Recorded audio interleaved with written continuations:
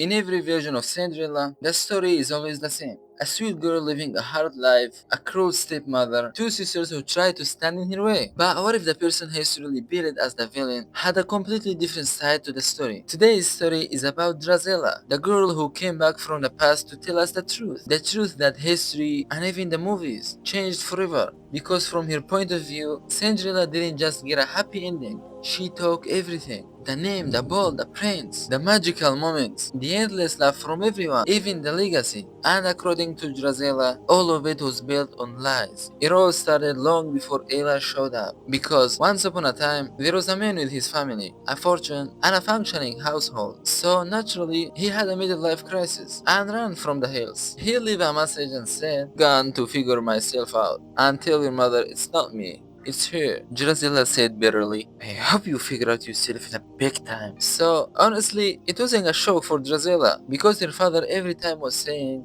"I crave adventure. This provincial family life is suffocating my soul. I will live to seek my higher purpose. Marriage and fatherhood can't be it. I have to find myself, and I really don't think I can do it while married to you, specifically." So he packed up and left, telling himself he needed to find who he really was, as if his family was just a chapter he had finished reading. But the hardest part wasn't even that he left, it was what it did to their mother. She fell apart. She kept asking herself what she had done wrong, whether she hadn't been enough, whether she could have stopped it somehow. Drizella watched all of that and came to a different conclusion than her mother did. This wasn't her mother's fault. This was a man who chose to run instead of standing by the people who needed him. After he left, everything shifted. Their mother sank deeper into her grave, and the house that used to feel full of life started falling quiet. So Drizella stepped up. She was the one who trying to hold things together, managing the house, keeping the bills in order, making sure nothing completely collapsed. Her sister Anastasia was there too, and Drizella loved her deeply. But Anastasia wasn't exactly the person you called in a crisis. Sweet-hearted, yes. Practical, not so much.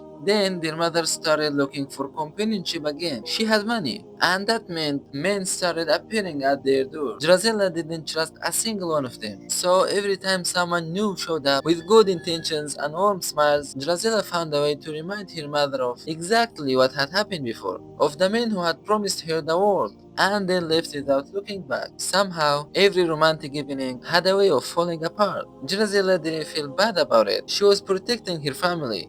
That was all. But then came the day she didn't see coming. A new man came to work at the house. He had a daughter with them. Her name was Ella, and from the moment Drizella saw her, she felt something shift in the air, something she couldn't quite put into words. Ella had a way about her, the way she carried herself, the way she looked at people, the way a room seemed softened around her. She was the kind of person that others just naturally gravitated toward, including their mother. Within days, she loved her. Even during their very first meeting, Ella carried herself with remarkable grace. She introduced herself politely, spoke with warmth, and within just a few minutes, she had already won Drizella's mother over. But as mother led her father away to show him their living quarters, the two girls found themselves alone for the first time. Everything seems perfectly normal until Ella spoke. "Drizella, isn't it?" "Yes."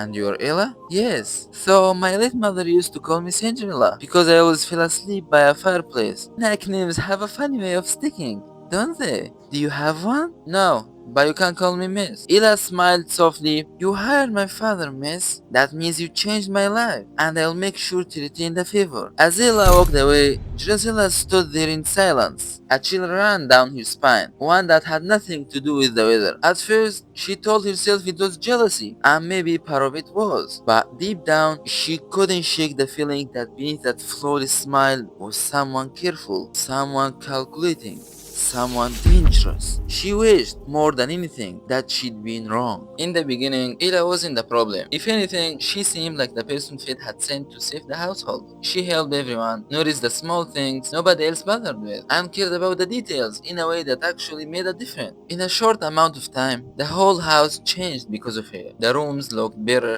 the food was better, and even the servants who never listened to anyone started taking her words seriously. And honestly, it was hard for Drizella to resent for it, because Drizella hadn't done anything obvious, anything Drizella could point and say, "That, right there, that's the problem." She was just a good at everything, quietly, effortlessly good. But that was exactly where the problem started, because Ella stopped being just a girl who helped around the house. She became the person everyone depended on. Their mother started asking her opinion for everything. Anastasia, Drizella's sister, started spending most of her time with her. Even the servants talked about her, like she was the best thing that had ever walked through the door. And then came the comparisons from their mother, like look at Mila. Why can't you be more like her? Their mother didn't mean anything cruel by it. She probably didn't even realize she kept saying it. But every time those words landed, Drizella felt something quietly disappeared from inside her. Because this wasn't about cooking or cleaning or keeping a room tidy. It was the feeling that someone had walked into her room and started filling the space that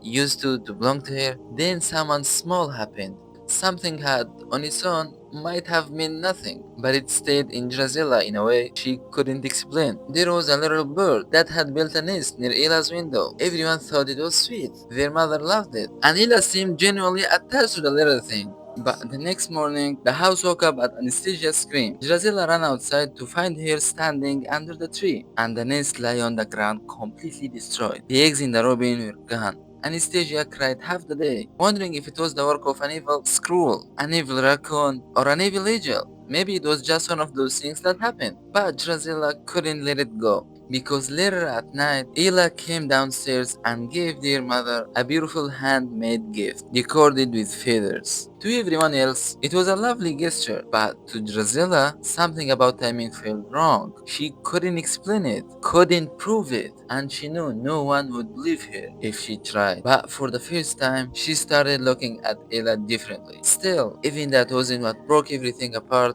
What broke everything that their mother fell in love again. After years of carrying the grief of the husband who walked out, she finally found someone who made her smile, the way Drizella hadn't seen in a long time. And that someone was Ella's father. At first, Drizella tried to be genuinely happy for her. She really did. Seeing her mother light up like that was something she had almost forgotten was possible. But as the weeks went on, something started to feel off. The man wasn't just someone her mother was seeing anymore. He became part of the house. And Ella wasn't just a girl living with them anymore. She became someone their mother felt the need to protect, almost like a second daughter. Everything was shifting, and it was shifting fast. And Drizella couldn't shake the feeling that she had seen this story before. Then came the day she walked into the living room and found her mother sitting with Ella's father, talking the way people do when they are not just comfortable with each other, they are happy. And it was clear, just from looking at them, that this had already grown into something real. Drizella stood there and felt the same way she had felt years ago settle back onto her chest. Another man, another fresh start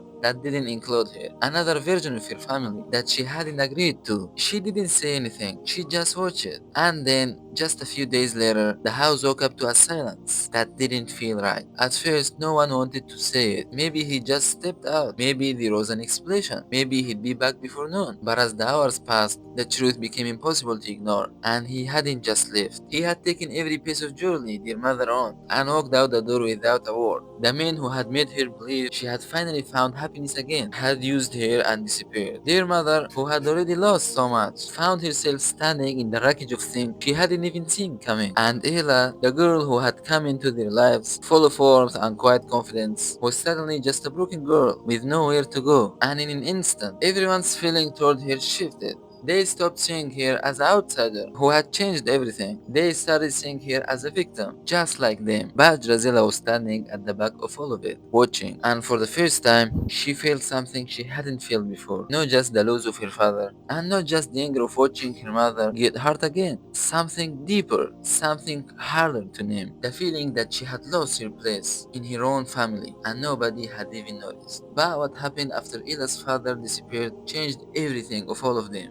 Forever, because that's where the real story of Cinderella begins. But the question is, what did Ella do when she found herself completely alone? And how did she go from a girl who nobody knew to the legend we've all heard about? Subscribe to the channel to know the real story, not the Disney's version. And see you later, guys!